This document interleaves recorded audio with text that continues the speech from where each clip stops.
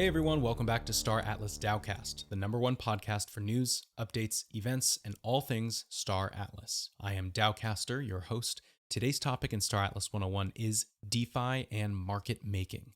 And you may be thinking, pardon? And that's perfectly fine. This episode will cover more advanced topics for those more experienced in financial terminology. But I still recommend you listen so you've at least heard these terms when they come up, and I'll walk you through it step by step. If you're new to Star Atlas, I highly recommend you start at the beginning of the Star Atlas 101 series to get the full picture. So let's dive in. Today's topic, DeFi and market making as they pertain to Star Atlas. This episode's going to be a little thick, so bear with me here. But before we begin, I want to go over a couple of key terms that I think will help us get through this episode. And like I said, it'll take a minute, but it is worth it, I promise.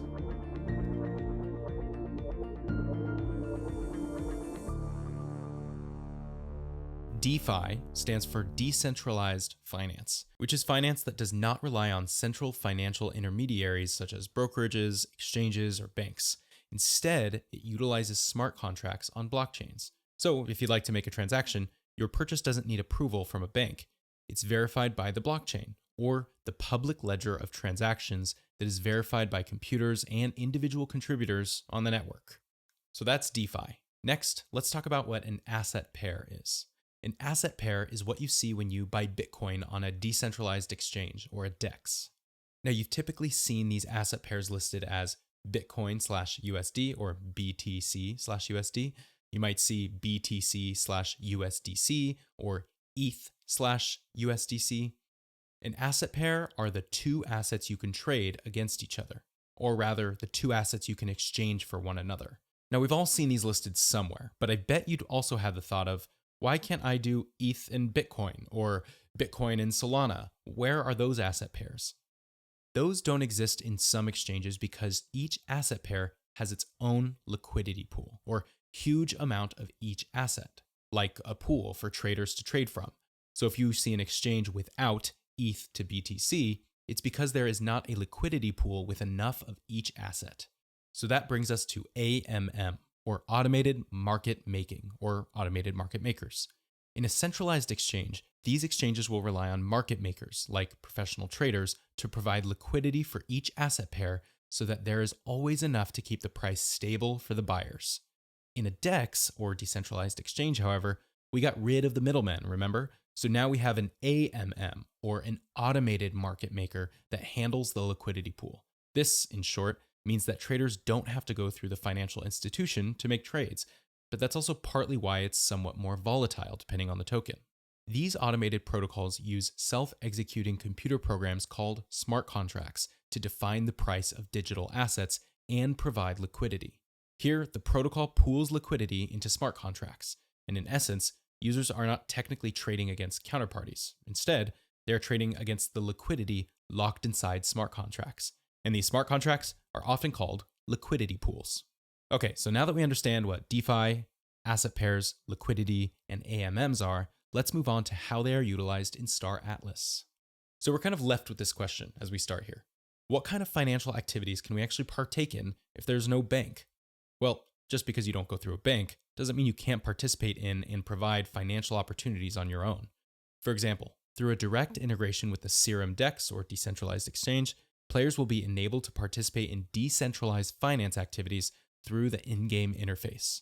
That being said, to take part in these, and don't worry, I'll go over them, players will need to go to a financial center in the game where they can establish their own fees for trading in their own facilities, or they can participate in others. These can be things like lending, or loaning out your assets for a percentage of yield in return, automated market making, or AMM, which is contributing certain asset pairs like Atlas and USDC to liquidity pools to gain a percentage of the trading fees, and yield farming, which is essentially borrowing at a low yield and trading at a high yield and keeping the difference. Now that is just scratching the surface of what you can do in this game, but let's take a step back. You can do these in the game, but what about the game itself, how it's run? Let's talk about the UAMM, which we suppose to stand for the Universal Automated Market Maker, the one that we are interacting with daily in the Star Atlas universe. So instead of financial institutions barging in and determining the value of tradable asset pairs, net revenues from NFT asset sales will be contributed to an Atlas USDC AMM pool as a universal LP or liquidity pool. And remember, when funds are added to a liquidity pool, they are added to smart contracts with set prices. These funds will be accessible to any player with a desire to sell in-game generated currency back for alternative digital assets.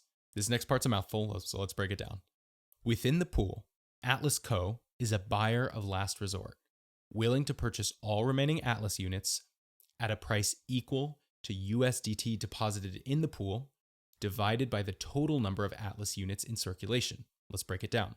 So let's say there is only 1 million USD in the liquidity pool. If there are 500,000 Atlas tokens in circulation, then Star Atlas will buy back Atlas tokens at $2 per token. Now that being said, remember what I said earlier. One of the activities you can do is to get involved in the AMM.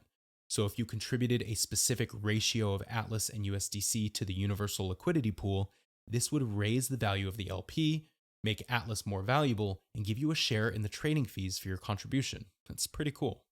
Then, in addition to contributing to the UAMM, or UAM, I'll just call it UAM, the Star Atlas development team will also participate in a token acquisition and burn mechanism, or rather, buy tokens and remove them from the metaverse, making the Atlas coin higher in demand and higher in value.